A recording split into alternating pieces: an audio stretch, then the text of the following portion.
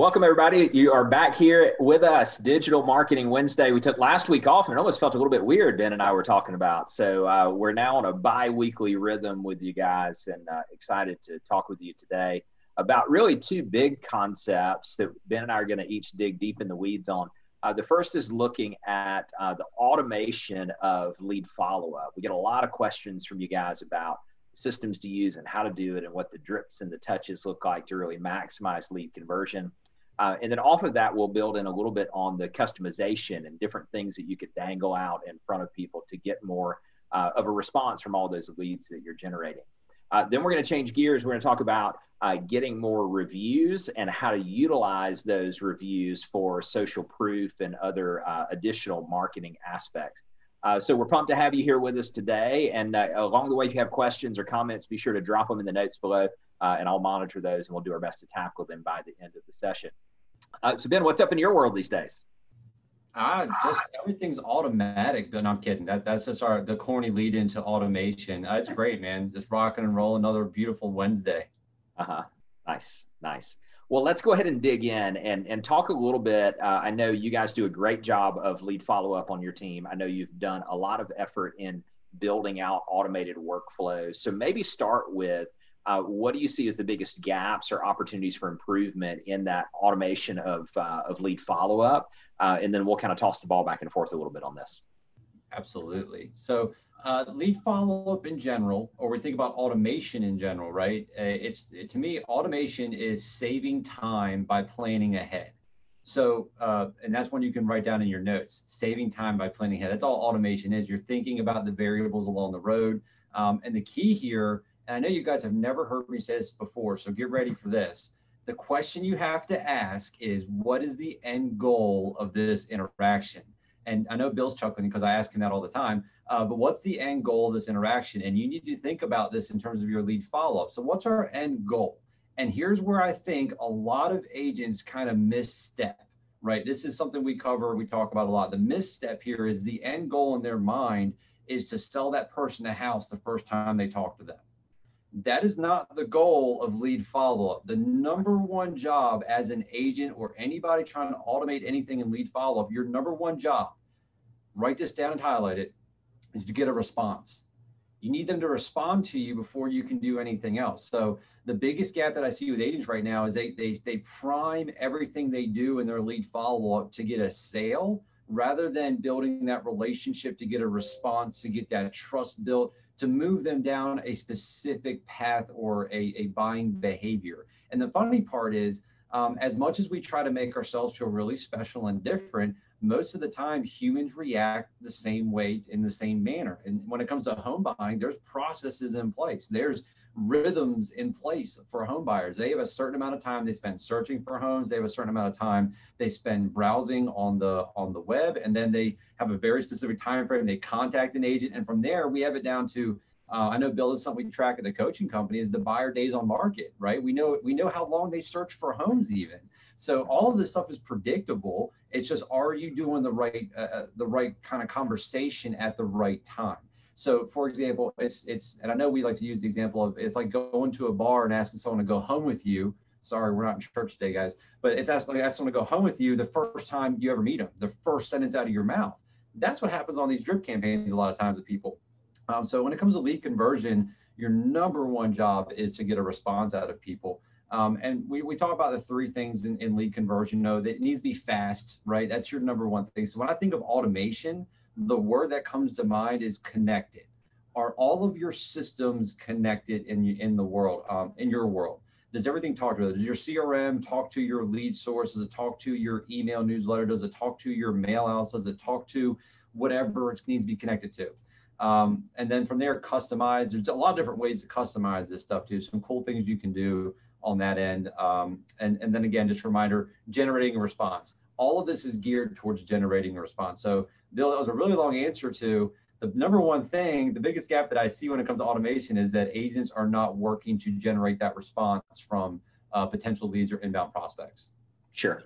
No, I think it's a good precursor for digging in on this, because this is such a common question. Is we run into people who are doing a great job of generating leads, and then they're super frustrated by low conversion rate, or they start doing some of the things that you and I've been talking about, or that you taught in the digital marketing course, and the top of the funnel looks great and the bottom of the funnel looks abysmal.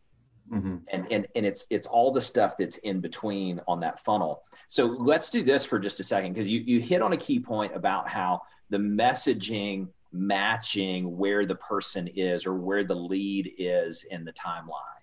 And the thing being getting that response. And I'm always thinking about what's the next logical step for that person. And how do I offer them something that is that next logical step? It was funny you said, I was sitting here thinking to myself, am I going to tell the story about the metaphor of sitting down next to someone at the bar and asking if they want to go home? And you did, so now I'm not in trouble. And so Debbie's going to get mad at you, not at me. There we go.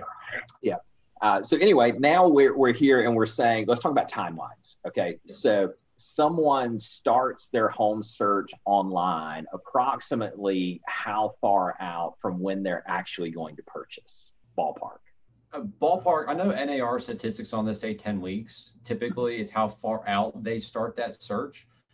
So really, that's before they contact an agent. That's not before they purchase a home. That's before they contact an agent. They're browsing, or just kind of looking at home 10 weeks in advance. It can be shorter time frames, can be longer, really dependent on their motivation and what's causing them to move. But time frame wise, typically 10 weeks.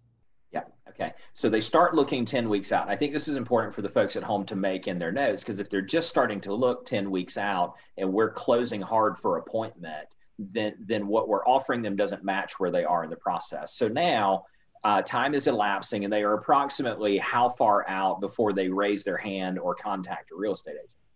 Ballpark. Yeah. So typically after they're browsing, they start that 10-week period, usually weeks 4, 5, 6, somewhere in there, you'll see them start raising their hand. That's where you'll see signups happen. Sometimes it can be earlier, sometimes later, but typically in that process, before they commit to somebody, they're usually browsing, I would say, at least a month in advance before they actually go hardline commit. Or if we're still using the dating analogy, if they start going steady with somebody to buy a house. Yeah, there you go. There you go. Pulling from the lexicon of my grandparents. Yes. So now 4 to 6 weeks out, they're raising their hand, they're engaging with an agent. They're still 4 to 6 weeks out though. So us being mindful that our messaging is not necessarily buy this house, buy this house, buy this house. So let's talk a little bit about the calibration of timeline, because this is important in the verbiage that we use. And I want to come back to talking about automation. So in the buyer skills course that Debbie and I created, that I'll put a link in the comments for you guys, we talk about calibration of timeline around the perfect home script. So someone comes in and we're asking them the question, ideally, and write that word in your notes and underline it, ideally, when would you buy your next home? And we're waiting on that response from the buyer to determine how far out they are and looking to calibrate that by dangling the perfect home in front of them. And for that person who's saying that they're farther out, we're making sure that our message is continuing to match them. So Ben, tell me a little bit about how you guys go about automating the process as people are coming in, and maybe a couple of your favorite drips or scripts that you guys use that the folks at home could implement. Yeah, absolutely. So for us, automation, I like to think about personalization or customization. How can I add that in? I've gotten pretty good. And part of it, I think, is because I spend so much time in technology and looking at all this stuff. I can really sniff out if something's automated or not. I also believe that people are becoming more attuned to automated messages. So you'll know if you get a text that was sent from a system versus sent from a person, right? There are little tells that you'll see in there, certain verbiage that just sounds like someone wrote it on a piece of paper versus them saying it. So whenever I'm writing my follow-up plans, I'm always saying them out loud, because if you think about it, most people, although I did read a study later that some people don't have an internal monologue, which I think is crazy because I'm always talking to myself, but most people read in their heads, right? So you have to think about whatever you write on that paper, they're reading that in their mind. So if it sounds funky because you wrote it to be read and not to be spoken, it sounds more robotic. So part of the secret is sit there every time you write out a response plan, read it out loud, like verbally say it out loud. And that'll bring authenticity to it. The other side of this too is, while you want to be professional in everything you're doing, it's okay to let your authentic voice come through a little bit. Some of our best responses, Bill's seen some of our plans that we have, some of our best responses come from just me being weird. And I'll talk more about that in a minute, how you can really customize your drip plans on weird things. And you have to remember, we're trying to stand out in a sea of noise. So part of this is the way you stand out is pattern interrupts. So I'm always thinking of how can I make this weird? How can I make this offbeat? How can I make them remember me? So that's the big piece you have to think about is how can I be memorable? So a couple ways that you can work customization in, again, without, going the great lengths of handwriting all this stuff by yourself, using something, if you have a CRM, using something called merge fields, for example. The most powerful word that you can ever use when talking to someone is their name. And what you want to do with a merge field and if you're writing a text back to someone, say Bill signs up on my website and my first response is, I'm trying to get in touch with him. I don't like putting their name at the very beginning of the sentence. I'll actually put it directly in the middle of the sentence and work my response around that, my auto drip plan around that word. And the merge field, what the beauty of that is it will automatically take the data that person is providing you and customize it to that person. So now it feels personalized, it feels customized because I'm mirroring that person by giving them their name back, which again is, according to Dale Carnegie, the most sweetest sounding word on earth is your own name. So use that data wherever you have it. The other little trick I always work this in is I make mistakes intentionally. So I always think about when somebody's texting me back and they're really, ferociously texting me on their phone, they make mistakes, right? They misspell something. There's a comma where it shouldn't be. There's different words in different places. So we intentionally build mistakes into our plan because it looks more human. Again, authenticity here, it looks more human. And the last part is, again, just going back to that, make yourself memorable. I always think of Chris Voss talks about it in his negotiation course in the masterclass. It talks about mirroring people. So again, using those merge fields, if your CRM you're using is a little bit more robust, they may have multiple merge fields built out. So then you can actually drop in things that they've been looking at property-wise or other data they've given you. Again, we're personalizing and customizing, no extra work on my end. We're just building that into the platform itself. So Those are some of my favorite things that we enjoy doing on that. I'll tell you long-term, Bill, on this too, and we can dig more into this in a minute, but long-term, you want to make sure your drips are long-term. Again, a 10-week window, and then beyond that, 45 days to find a house, and you have 45-day closing. And then after that, you want them to continue to be a client. You have to think long-term when you think about your drip plans. One thing I like to do every year is I like to look up all the weird holidays and then put scripts and put text around that automatically go out to my database. And we make them funny too. So you can take these type of texts and the level 1, tier 1 access to this. For example, one coming up is June 2nd, National Donut Day. So you can just send out a text with a little donut emoji saying Happy Donut Day. Hope you have a great day. If you guys want anything to know about real estate, contact us, something along those lines, like real cheesy, right? And it gets a good response because it's offbeat and most agents are saying Happy July 4th while we're talking about donuts. The second way you can plus this, right? You could say Happy Donut Day. Here's a link to our Facebook page. Post a picture of your favorite police officer so that we can buy them a box of donuts. Boom. Now they're going offline to my Facebook page and they're going to post a picture and it's all in good fun. So they appreciate it, but it's also recognizing first responders, things of that nature. There's National Dog Day. There's National Joke Day. You can do a lot of stuff with offbeat holidays, build that in, and it's weird enough that people will respond to you. So we build all that into our drip plans long-term to get responses. Yeah. I think it's a really cool tactic. I mean, I'm even thinking with you out loud right now, and that there's a way with the businesses that you support. So like, I don't know, I'm sure there's a National Coffee Day, and maybe one of your past clients owns coffee shops and you cut a deal with them that anybody who uses some promo code attached to your sales team gets 10% off coffee on National Coffee Day. And you kind of run that play into that person in your sphere. So lots of different ways to carve that up. Before we go deeper into this, and maybe we should have touched on this at the beginning, so my fault for not doing that. Tell the folks at home what you guys see as your conversion rate percentage on your inbound leads, just so they know the end result of doing the things that we're going to talk about today. Yeah, so this is one of those where I'm always telling people this is one of the funnest numbers to track because everybody has a different way to track it. So for us, we see generally between a 75 and 80% response ratio on all of our leads. Response ratio, around a 20 to 25% conversion ratio to an appointment, and then a 7.7% close ratio from those leads. Now, the variables in there can be the length of time. We have leads that we keep in touch with. I think I have one convert this past year that was in there for 6 years, and we kept on keeping up with that person. So the length of time can also impact that number a little bit. There are certain years where I'm sure our closing ratio is way higher because we've been nurturing people for 3, 4, 5 years in our system. Sure.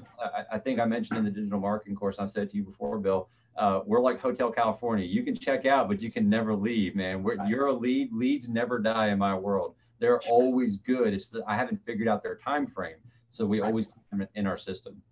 Yeah. So 75-ish% you're getting 75 to 80% you're getting responses from. 20 to 25% of your inbound leads you guys are closing for appointment. 7.7% of your inbound leads you're closing to actual closings, compared to an industry standard of somewhere between 1 and 3%.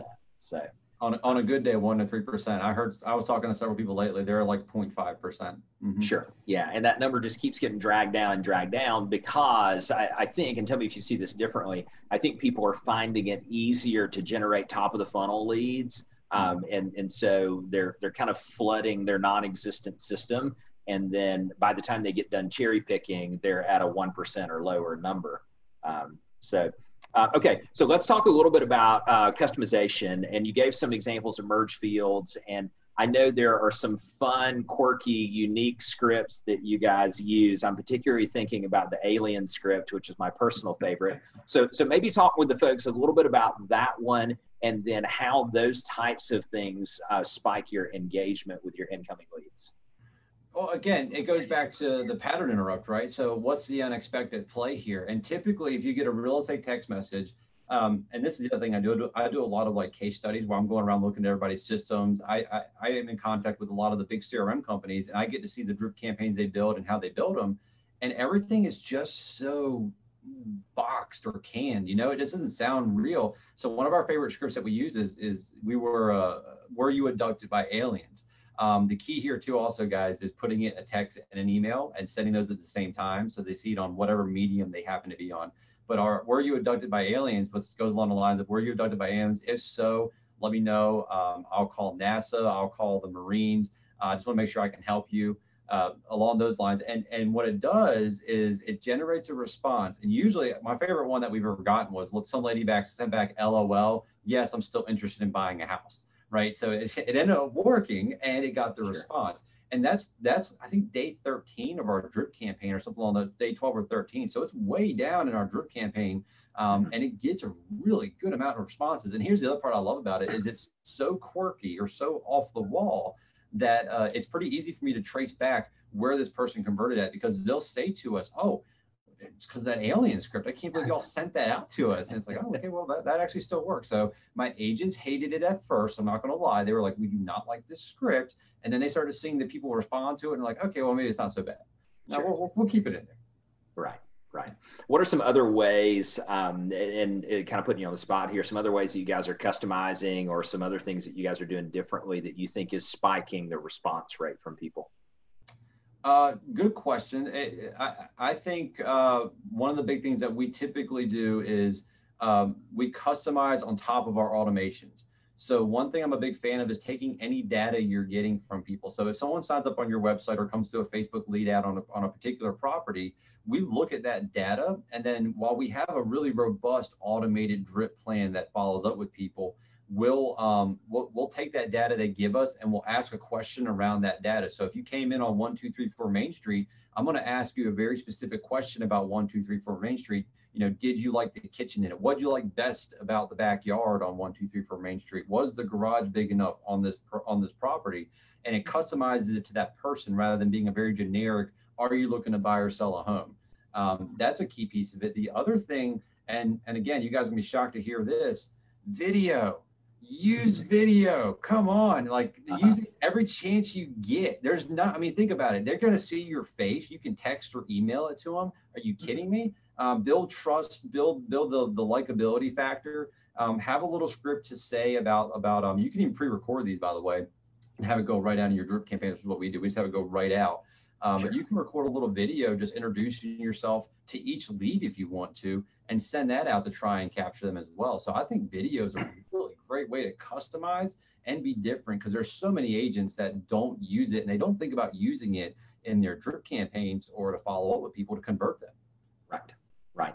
Yeah, I think it's a big point. And even if looking at the automation of that, where I might do something that I might do a one take, hey, it's Bill from the such and such sales team, and I wanted you to be able to put a name with a face and see there's a real person here.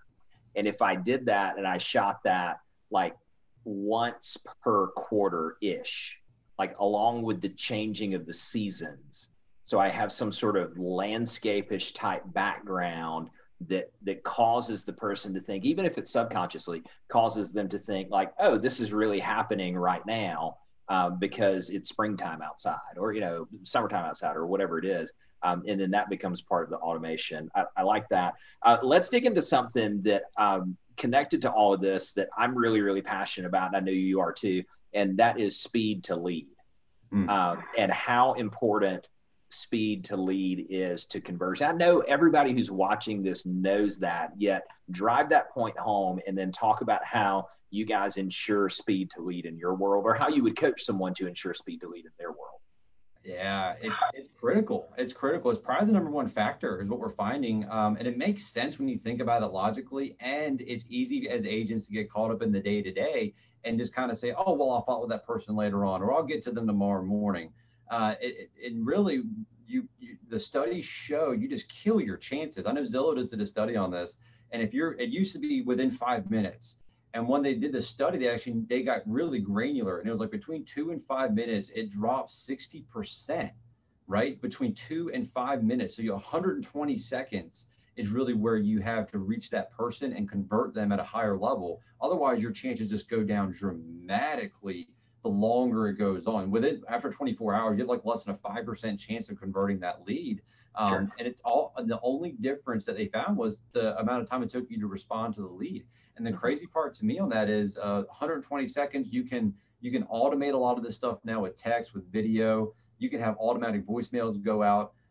You can hire companies that have I know Agent Legend has drip campaigns for 5 days, different ISA companies that will follow people. Whatever you have to do, get in front of them. And for us, it's a metric of, we have a timer set inside of our system. So the CRM you use can be a really useful tool here, where they get 60 seconds. They get 60 seconds, and then the lead goes to the next person in line. Because I have 120 seconds to convert it, I'm going to give you 60 of those seconds to convert it. And then if you can't get there, it's got to go to the next person. And so it's on a round robin, and you'll just get skipped that turn if you don't answer your phone or call that person within that time frame. And it's made the response rate of the agents go way up, because now they're more in tune with, okay, this lead is actually going to go away. And then for us, we just inspect it on a weekly basis. Every week with our one-on-ones, we look at numbers, look at how many leads they have. Are they responding in a fast enough manner? All that good stuff is tracked internally. The other thing here I would push on a little bit too, Bill, is really for everyone to think about top of this video. We talked about top of the funnel. The beauty of these leads, and what you're really underestimating if you're saying that there's a low conversion rate, is that when they come in as a lead into your world, you generated that lead. They're not going to 3 different agents. They're not going to multiple people competing for that person. You are the only person competing at that moment in time. So I really, really look at people and go, you don't realize the opportunity you have in that first 120 seconds. Because think about this logically, the person, where are they at when they come in as a lead? They're typically in front of their phone. They're in front of this thing, right? That's how they came in. So if you call them and text them, guess what's going to light up in front of their face? If you call, text, email, and send a video in the first 120 seconds, or they're going to say, I better talk to this person. There's going to be like a bill collector. They're never going to leave me alone, right? So that's where I look at it. And I think, you're the only one in competition at that point. Beyond that window, what happens is they start browsing other sites. They start looking at other ads, and they're obviously willing to sign up on a service because they signed up on your ad. So that means they're willing to sign up on other ads. Can you cut that off sooner than later? And the faster you get there and have that conversation, build that relationship, build the rapport, the better chance you have of converting that lead, because they're not going to go browse other sites now, because now you can tell them, stay on my site. It's the best possible site in the world. And you're catching them at the top of the funnel where you're not in competition with other agents. So I think it's one of the critical things is to get there as fast as possible, because it's like that blue ocean strategy. You're the only agent there at that moment in time. Capitalize on it. take that 120 seconds and say, you know what, it's me against me right now. I just need to get this lead and convert this person. And then from there, the sequence, the automated follow-up, the drip campaigns will keep them in your world so they don't go out and look at other websites, or they sign up on other services and work with other agents. So to me, the opportunity is immense. Is it more work? Yes. Can you automate a lot of it? Absolutely. But the opportunity is just crazy compared to every other lead source out there. Sure. Yeah, I think you make a really good point there. We'll go a few more minutes on this before we change gears into the reviews piece. So this came up on a coaching call earlier this week. A team that we work with has gotten really good recently at turning the crank and making stuff come in the top of the funnel.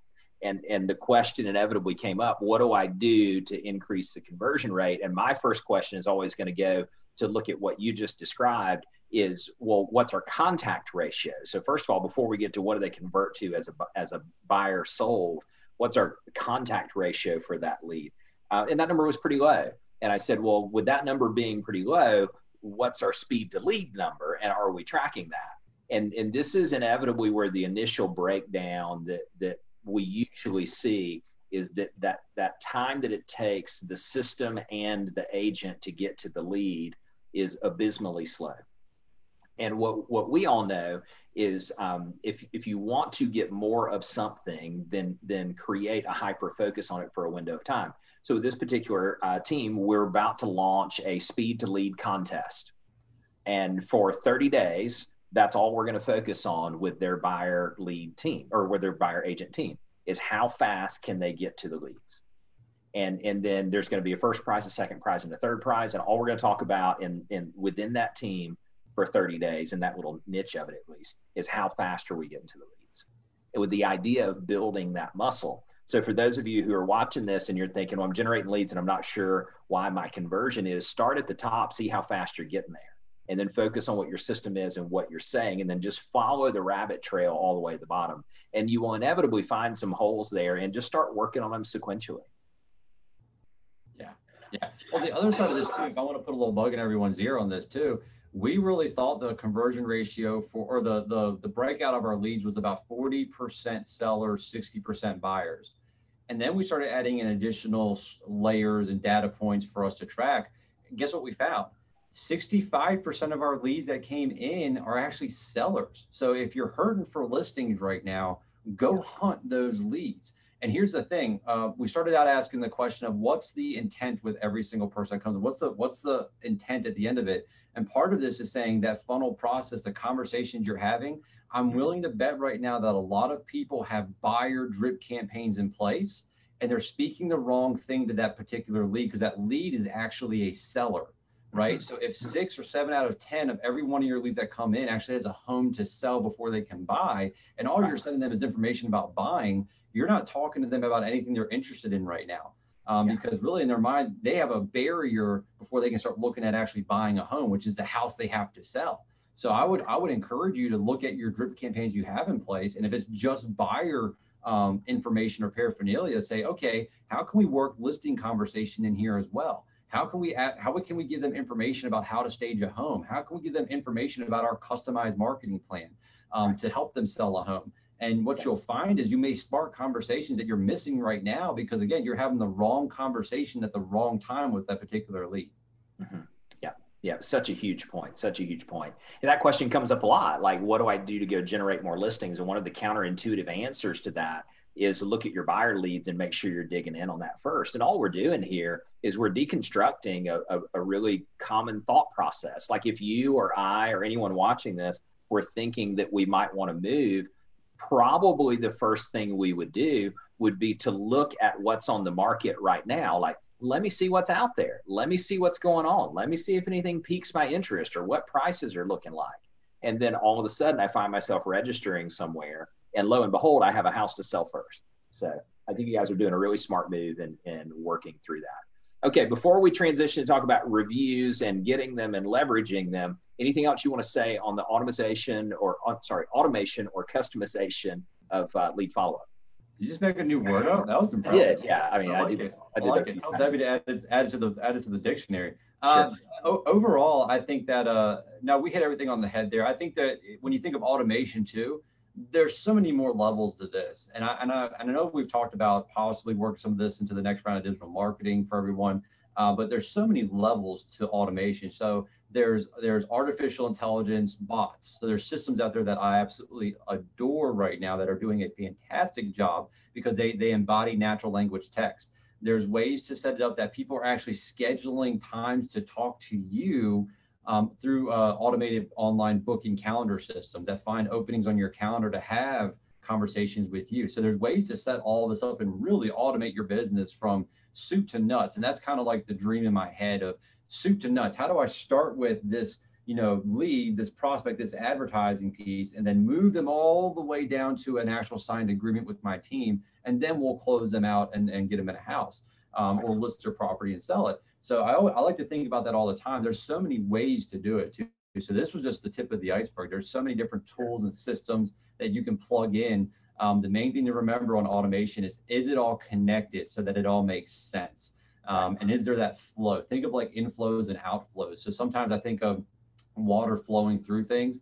And if you have a main hub of water and then you have little lakes out here, tributaries, are they feeding back into that main lake? Is it feeding them? How's that all connected? So that's always been a good visual for me when I'm thinking about my systems. How are they all connected?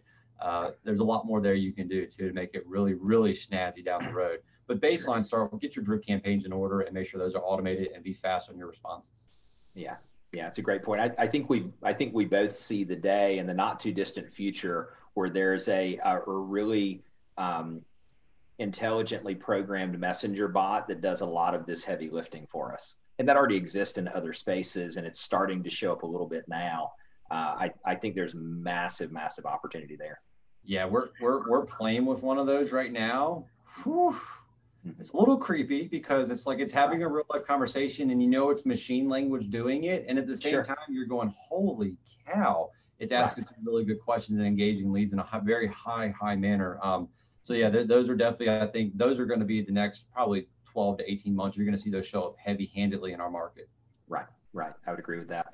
All right, cool. So let's put a flag in the ground on that, and let's change gears and talk about reviews. And as you and I were prepping for this, you sort of broke it out in two parts. So talking about getting them, and then talking about leveraging them for social proof. So where would you like to start there? Getting them's pretty straightforward. And I love to hear your opinion on this too, Bill. For us, it's you got to ask for them. I know it's crazy, right? We have to ask for the review. No, seriously, I think of priming my people to get reviews. So a lot of times you got to think, again, going back to the timing conversation, just like we're looking at the funnel for the leads, it's all about the timing of the ask on this. So a lot of times we tend to ask for a review at the closing table or a couple of days after closing. And what are your clients typically doing? They're moving, right? They're moving. So they got all this stuff going on, and you send them a thing saying, hey, do you mind sending me a review? And they're like, what the heck, man, I don't have time to do this. Or they're like, oh yeah, absolutely. Once I'm done moving, I'll do it. So we're big on timing it around all of that. And then again, I'm always talking about kind of just the general level of noise in people's worlds. So thinking about how can we cut through that? And the best way we can do it is automate the touch points to follow up with them. So we usually start priming our people that we're going to ask for a review the very first time we talk to them, because we're going to say something along the lines of, we have a very high standard for this team, and we expect to give you the best customer experience possible. And when we're all done and we get to the finish line and we're high-fiving and having a good time, I'm going to ask you how I did. And all I ask is that you just do a simple review for the team. Is that something you'd be willing to do? They typically will say yes to that. Again, we're just priming them through the whole process. Every time we have a milestone, and this is how my brain works, by the way, I'm always looking for milestones in the process. And at that milestone, we're going to tell them the next steps. And then again, we're going to remind them we have the highest expectations of our team in terms of customer experience. At the end of all this, I'm going to ask you for a review if you don't mind filling it out for us at that when we're all said and done. So always priming throughout the process to ask for that review is a big piece of it, because by the time you get to the end of it, we've had clients come in and say, hey, weren't we supposed to get a review? Oh, absolutely. Thank you for doing that. Right. And then I think agents tend to complicate the way they do this, almost to justify, again, them not doing it. So it's simply for us, we have internal reviews for the team that we get on a Google form. And then externally, because one thing you don't want to do is get a service that syndicates the reviews out, because those places that get reviewed on, it gets flagged as spam, and typically it won't show up. So if you have one service that says they'll give you a Yelp review, a Facebook review, and it'll syndicate it to all those places, I've just seen too much where it gets flagged and then it doesn't show up. So I wouldn't recommend that. So pick the places you think your clients are going to go to research you.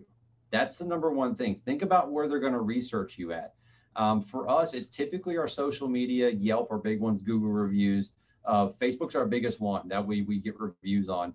And we always ask them to just write, what they experienced with us, how was their time with us. And we'll send that in a text message and we'll send that in an email with a link.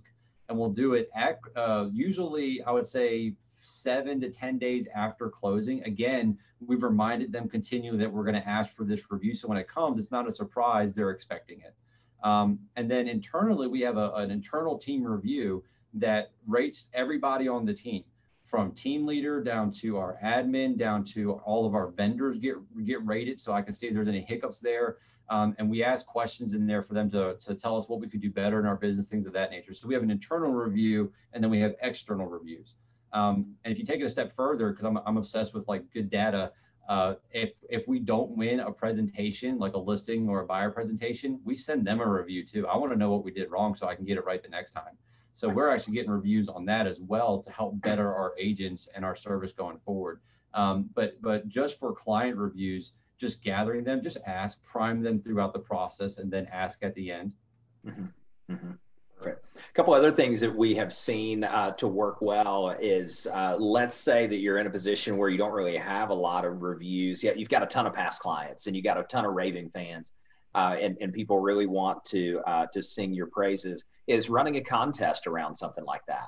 And so you promote the contest to your database, you promote the contest on your social media channels, and you dangle a prize out there, and you say something to the effect of, between now and some date, 2 weeks in the future, we're running a contest for a giveaway of this thing. And whatever the thing is something that's going to make someone stop in their tracks.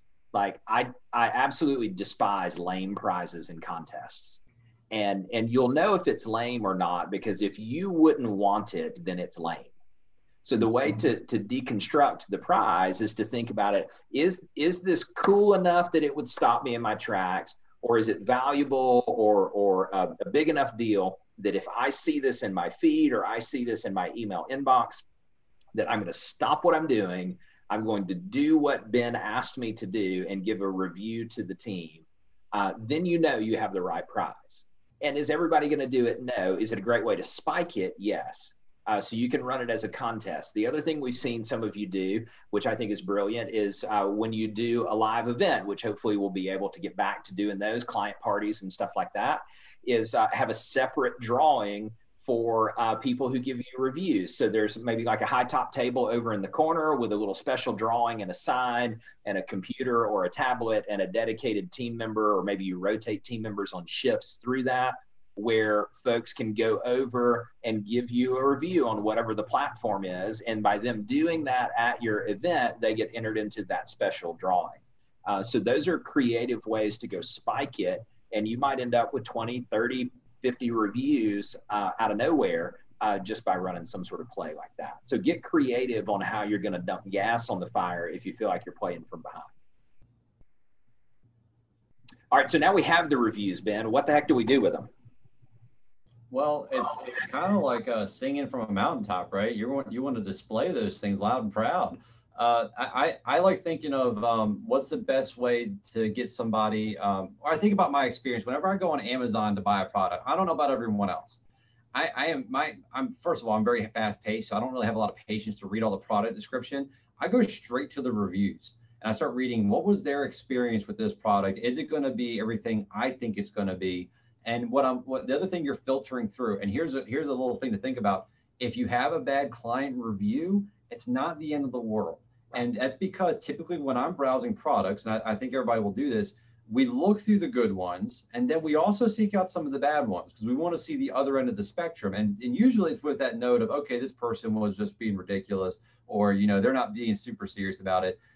But I'm really looking for both ends of the spectrum, because I know some people are going to sing the praises and some people are just never going to be happy. And I know the truth is somewhere in the middle, right? And that's what I'm looking for. So same thing with your reviews, wherever you post them at, wherever you have them hosted at, don't be afraid of a bad review or two. I think it actually lends legitimacy to your online platform. And I know a lot of people freak out, especially in the real estate industry. But when you go on Amazon and you buy a product and it's at a 4.9 star reviews, that means there's some 1-star reviews in there, right? So it's not the world's greatest product to everybody, but it's a great product to a lot of people that actually like it. So I always think about that when it comes to online reviews. Use these on your any of your paraphernalia for your marketing pieces on your website. Anytime you're trying to convert a lead, I think in the drip campaign conversation, this is really powerful, right? I don't see agents doing this. I think it's kind of a missed opportunity. Take the leads that talk about how great you are from someone else and work that into your drip campaigns.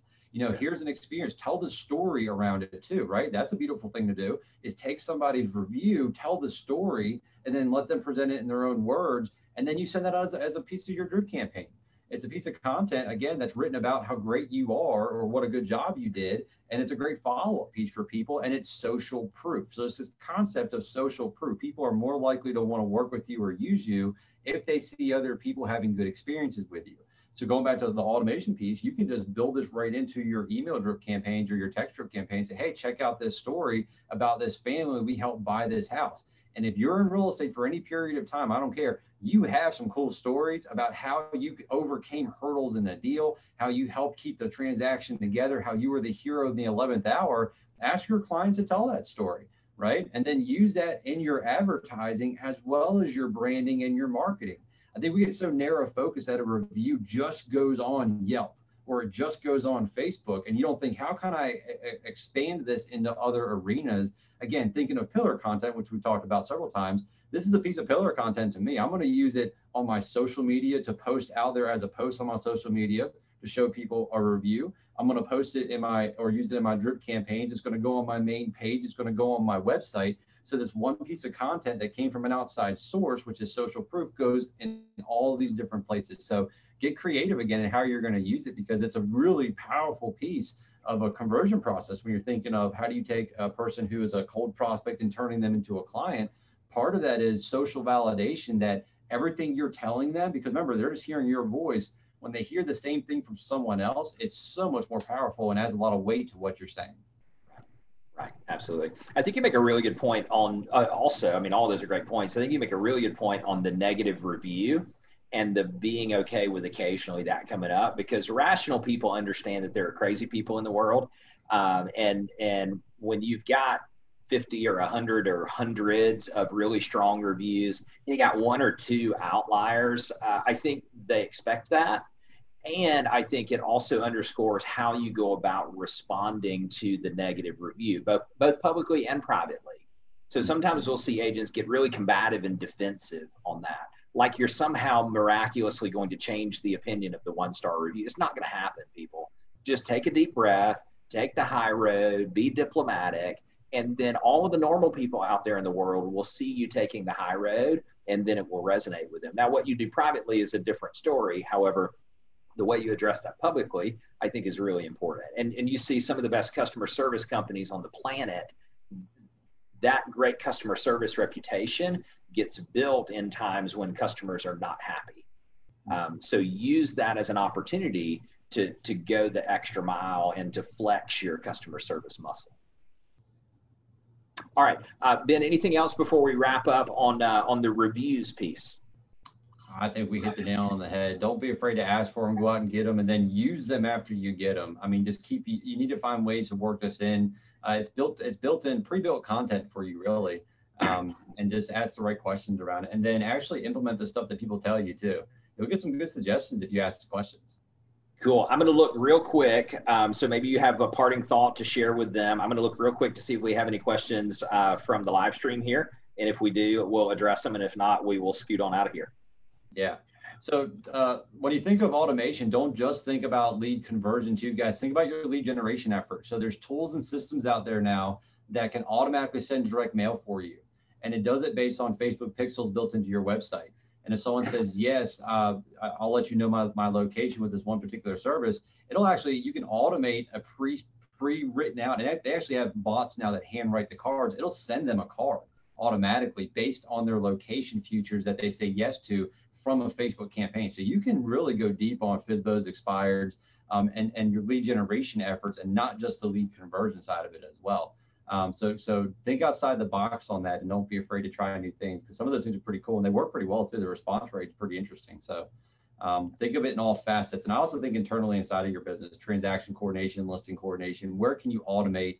Where can you get rid of inefficiency in a system? Where can you let something else pick up the heavy work for you? And then the last thing, Bill, because agents tend to free up time and then they go, what, now that I have all this free time, I'm going to go to Fiji. It's like, hold on, cowboy, free up your time and then go use that freed up time for other things that are money making or business building activities. And maybe you could do those in Fiji. Who knows? You could. Yeah. Love it. Right. Right. Sounds good. All right. Thanks, Ben. As always, great work today. Thanks, everybody, for joining us. If you happen to watch the recorded version of this and you have some questions you'd like for us to address, either in the comments or in a future session, please go ahead and drop them below. And I'll put some comments. You can check out the digital marketing course that Ben wrote, the buyer skills course that Debbie and I wrote, and we'll catch you guys next time. See ya. See ya.